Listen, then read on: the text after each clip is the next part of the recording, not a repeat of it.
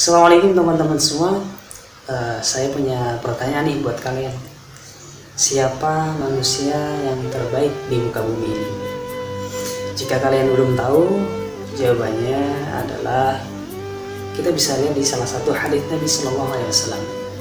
Khairun nas anfa'uhum linnas.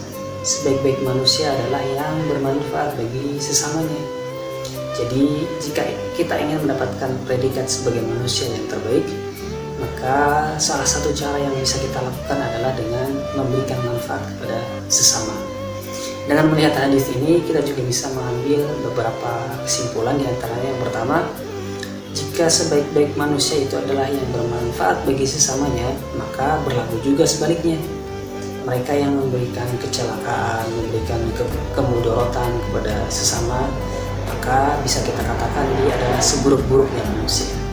Kemudian yang kedua, jika ada seseorang yang dianggap baik, mungkin karena kekayaannya, memiliki harta yang melimpah, atau memiliki jabatan profesi yang tinggi, atau mungkin kecerdasan yang luar biasa, tapi semua itu tidak memberikan manfaat kepada masyarakat, kepada sesama, maka dia belum bisa dikatakan sebagai manusia yang terbaik. Karena semua itu, apa yang mereka punya itu hanya yang bermanfaat untuk dirinya sendiri. Nah, saya punya sebuah analogi, filosofinya begini.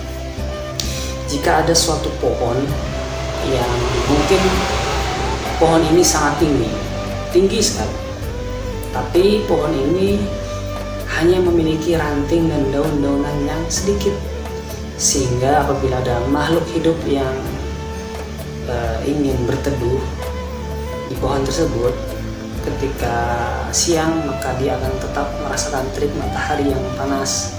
Ketika hujan, maka dia akan tetap kebasahan, kehujanan.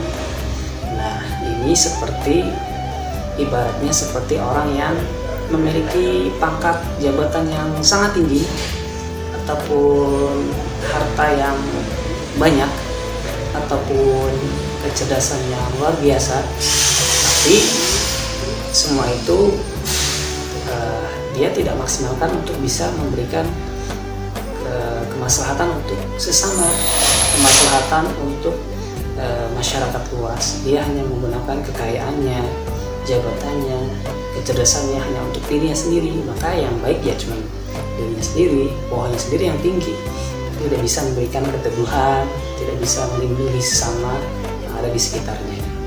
Tapi mungkin kita juga pernah lihat ada suatu pohon yang dia tidak terlalu tinggi lah, agak pendek gitu. Tapi dia ini memiliki ranting dan dedaunan yang lebat, sehingga sangat teduh, sangat sejuk gitu. Dan jika ada makhluk hidup yang datang kemudian berteduh di bawahnya, apakah hewan, apakah manusia, dia akan merasakan kesejukan, kenyamanan di situ. Jika panas, dia tidak kepanasan, tidak merasakan terik matahari yang begitu panas di saat siang hari.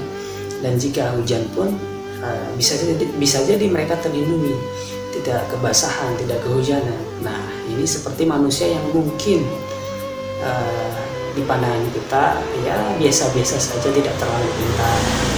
Dari segi hartanya pun ya tidak banyak lah, cukup seadanya, sederhana. Dari segi profesi ya tidak memiliki profesi yang strategis lah di masyarakat ataupun di suatu birokrasi gitu kan. Tapi dia senang nolong orang nih, dia ramah santun kepada orang lain, kemudian suka kalau bahasa Jawanya itu serawung dengan sesama, ataupun dia suka ngumpul tapi untuk kebaikan, saling bantu gitu, gotong royong, tempo sliro gitu kan. Nah, orang-orang yang begini ini justru malah bisa mendapatkan keutamaan sebagai manusia yang terbaik, karena selalu memberikan kedamaian, memberikan kenyamanan, memberikan kebahagiaan kepada orang lain yang ada di sekitarnya, suka bantu orang. Masya Allah, indah ini seperti itu.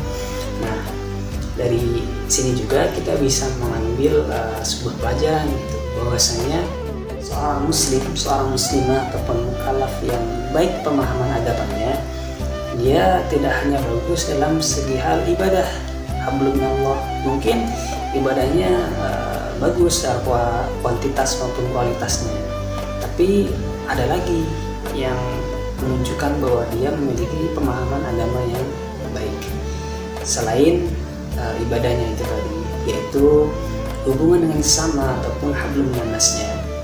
Jika seorang itu memiliki pemahaman agama yang baik, maka hubungan dengan sesamanya pun akan baik gitu. Dia akan ramah, toleransi, kemudian saling membantu, gotong royong, intinya memberikan ataupun menebarkan senyum kebahagiaan ataupun semangat kebersamaan kepada masyarakat yang ada di sekitarnya.